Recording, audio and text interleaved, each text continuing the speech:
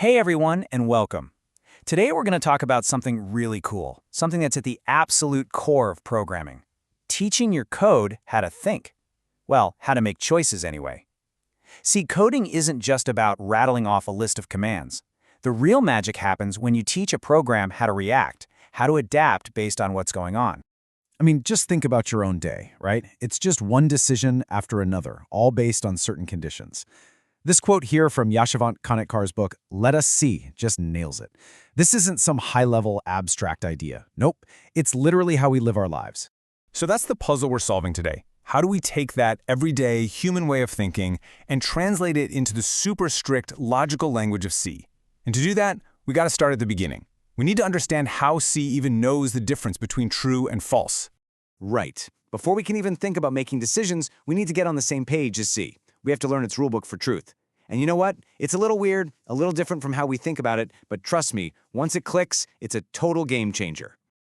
Okay, this right here is the golden rule. You have to get this. In the world of C, things are black and white. The number 0, that means false. Period. That's it. But true, that's everything else. Any number that is not 0. It could be 1, it could be 57, it could even be a negative number like -5. Doesn't matter. If it's not 0, C sees it as true. And this simple, kind of strange rule is what makes decision-making in C so incredibly powerful. So if that's the rule, how do we actually ask the questions that give us these true or false answers? Well, we use these things called relational operators. They're basically our comparison toolkit. Now I want you to look really closely at the first one, the double equal sign, double equals. This one is asking a question. Hey, are these two things the same? It's totally, completely different from a single equal sign, equals, which is a command. Hey, make this thing equal to that thing. Getting those two mixed up? Oh man, that's like a rite of passage for every C programmer. We've all done it. Okay, but what if your question isn't just a simple one-on-one comparison? What if you need to check multiple things at once? That's where these guys, the logical operators, come into play. The double ampersand and is and. It's only true if the thing on the left and the thing on the right are both true.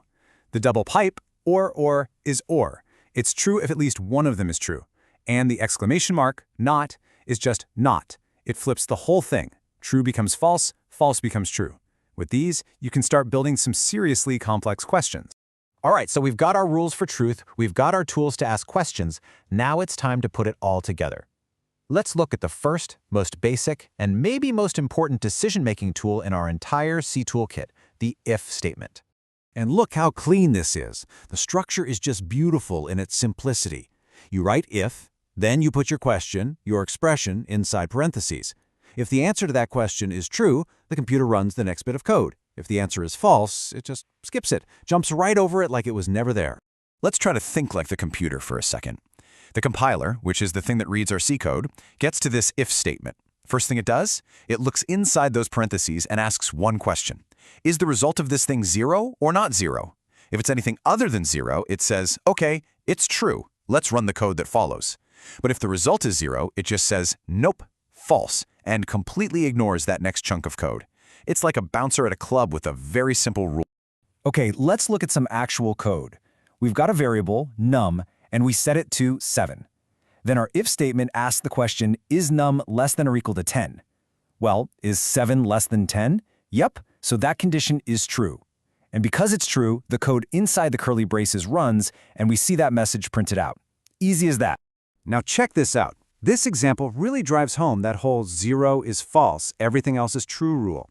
Look at the condition, if -5. There's no comparison, it's just a number. So does the code run?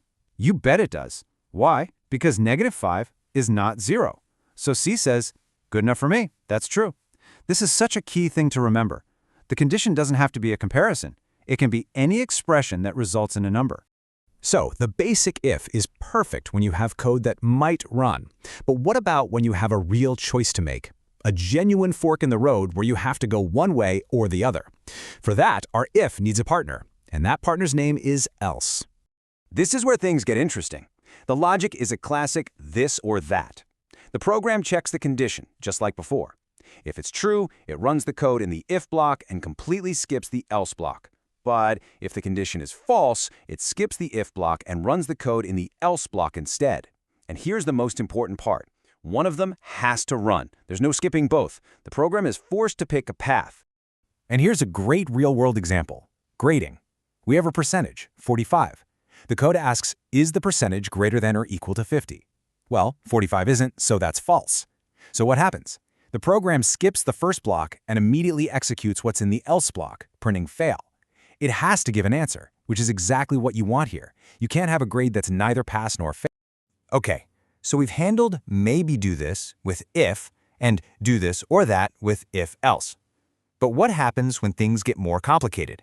When one decision just leads to another decision?